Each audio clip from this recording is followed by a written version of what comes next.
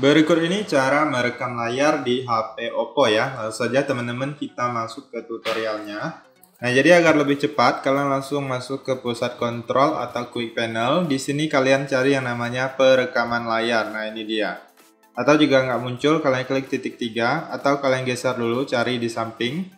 Kalau nggak ada, klik titik 3, kemudian pilih edit ubin. Nah, misalnya ini perekam layarnya masih di bawah ya. Nah, ini dia. Kalian tinggal klik di bagian tambah, maka dia akan bertambah ke atas dan posisinya bisa kalian geser untuk mengubahnya. Kemudian kalian kembali. Nah, ini dia udah muncul. Yang pertama, teman-teman harus setting terlebih dahulu ya. Nah, jadi kalian klik dan tahan di bagian ikon perekam layarnya. Nah, ini dia di bagian setting. Jadi kita pada saat kita klik dan tahan, kita akan dibawa di bagian setting atau pengaturan ya. Nah, jadi ini dia, teman-teman bisa lihat definisi. Ini adalah kualitas videonya. Kalian bisa pilih, saya sarankan pilih yang tinggi untuk kualitas yang lebih bagus ya. Kemudian ini FPS-nya, kalian bisa pilih, sesuaikan. Kemudian perlindungan privasi bisa diaktifkan jika kalian mau.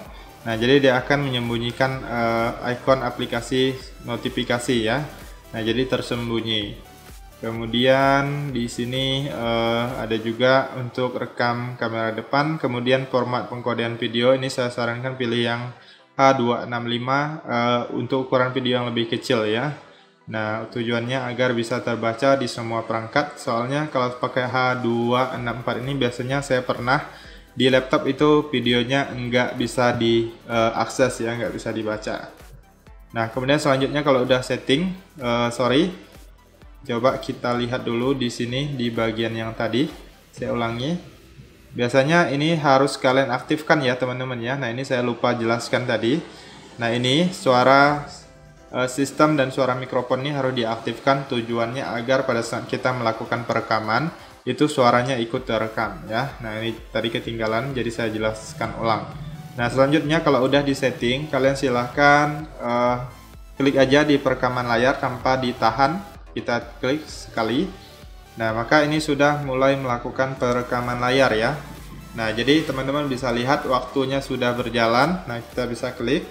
Ini bisa menghilangkan suara sistem.